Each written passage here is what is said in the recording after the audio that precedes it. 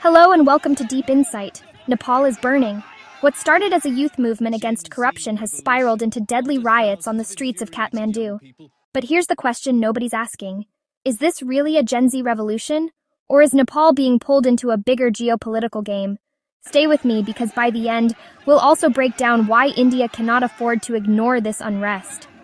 The immediate trigger was the Nepali government's ban on 26 social media apps. Facebook, Instagram, WhatsApp, YouTube, X, even LinkedIn. The official reason? These companies hadn't registered under local laws. But for Nepal's youth, already frustrated, this was the last straw. Behind the spark was a bigger fire. Young Nepalists are tired of being ruled by the same septuagenarian leaders, Oli, Prachanda, Doba, over and over. The economy is choking, high unemployment, few formal jobs, and millions forced to migrate abroad for work. Corruption scandals everywhere. Land scams, fake refugee scams, shady deals. Online hashtags like #NepoKids and #NepoBabies trended, mocking politicians' children living luxuriously while ordinary families struggle. On September 8th, thousands of young people, many in school uniforms, stormed the streets of Kathmandu. Some tried to rush parliament. Police responded with water cannons, tear gas, and live bullets. By nightfall, at least 20 protesters were dead and hundreds injured. The army was deployed, curfews imposed. This is why it's being called Nepal's Gen Z revolution. The group leading the protest is called Hami Nepal. It began as an earthquake relief NGO, but has now turned into a political mobilizer. Its slogan, "Stop corruption, not social media." But here's where things get complicated. According to analysts, Hami Nepal isn't just grassroots. It's linked to powerful financiers.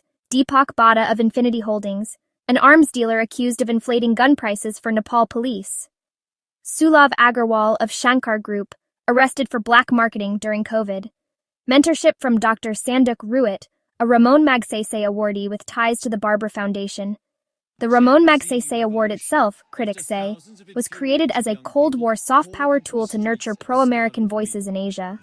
Seen in this light, Nepal's unrest looks eerily similar to color revolutions and youth uprisings we've seen in Serbia, Georgia, Hong Kong, Sri Lanka, Bangladesh, and even Pakistan. Here's the bigger chessboard. Nepal's Prime Minister Ali is known for being close to China. For the US, an unstable Nepal or a pro-Washington government provides a strategic vantage point to watch both India and China. Western media even note that Washington has been appointing younger diplomats in South Asia to engage directly with youth-driven politics. And now names like rapper-turned-politician Balendra Shah are being floated as Nepal's youth candidate for the interim PM, what critics call America's choice. Currently, Sushila Karki was appointed as the interim Prime Minister of Nepal on September 12, 2025. A former Chief Justice of the Supreme Court, Karki is the first woman to lead Nepal's government. Now let's talk about the elephant in the room, India. Why should India care? 3 big reasons. Security at the border. India shares an open 1,700 kilometers border with Nepal. Unrest spilling across could mean refugee flows, illegal arms, or even radical groups taking advantage of chaos. Strategic pressure point, the chicken's neck. Nepal sits right above the Siliguri Corridor, India's narrow chicken's neck that connects the northeast to the rest of the country. If a foreign-backed regime comes to power in Nepal, it could put direct pressure on India's most vulnerable point. China factor. A Nepal aligned with Beijing strengthens China's Himalayan presence. But a US-influenced Nepal complicates India's ties with both superpowers. Either way, instability in Nepal risks making India's neighborhood more volatile.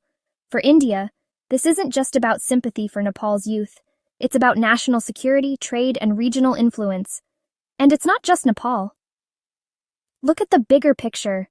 Every one of India's neighbors is under stress. Sri Lanka. Just last year, we saw an economic meltdown that pushed the Rajapaksa government out. Crowds stormed the presidential palace, eerily similar to Kathmandu today. Bangladesh. Youth protests, garment worker strikes, and rising anti-incumbency against Sheikh Hasina have triggered instability.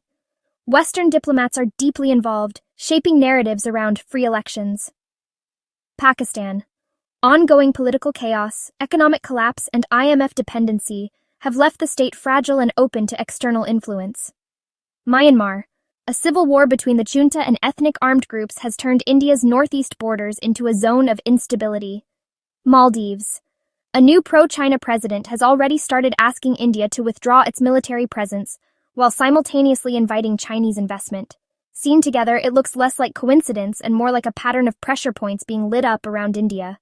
From Sri Lanka's ports to Maldives Islands, from Nepal's chicken's neck to Myanmar's borders, every crisis chips away at India's strategic space. So, is this really a Gen Z revolution against corruption? Or a carefully crafted movement fueled by discontent but nudged by powerful interests abroad?